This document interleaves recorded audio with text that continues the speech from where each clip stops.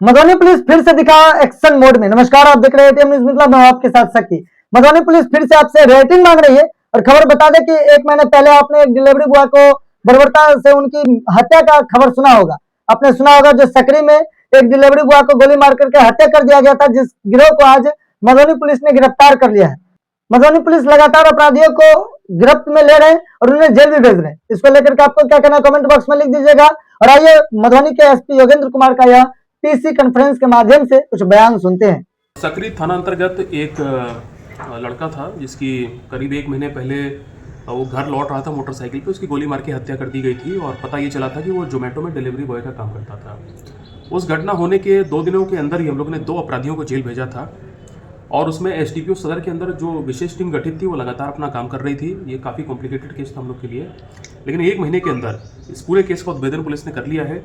इसमें बाकी के जो 5 अपराधी हैं, कल उनको सकरी पुलिस ने गिरफ्तार किया है।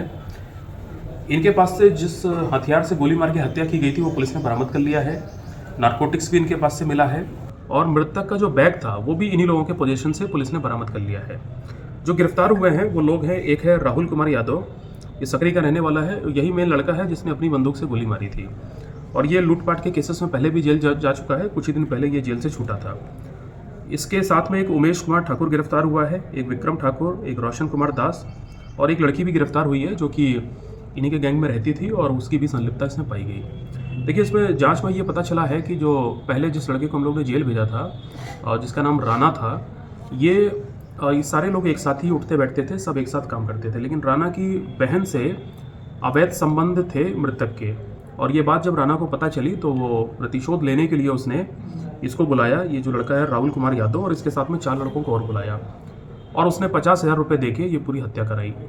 तो ये जो अवैध संबंध था यही इसमें मेन कारण था जिस कारण से हत्या हुई थी।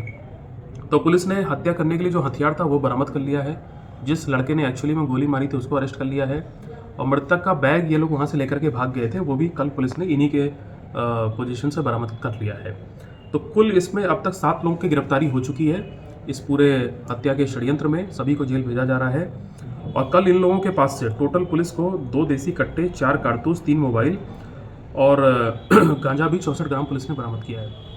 इनमें से लगभग सभी लोगों का आपराधिक इतिहास है और ये लोग सकरी में 4 लेन के पास में एक ढाबा है वहीं पे बैठते थे और उसको भी पुलिस ने, चूँकि नारकोटिक्स वहाँ से मिला है तो उस पर भी जो सील करने की कार्रवाई है वो पुलिस कर रही है।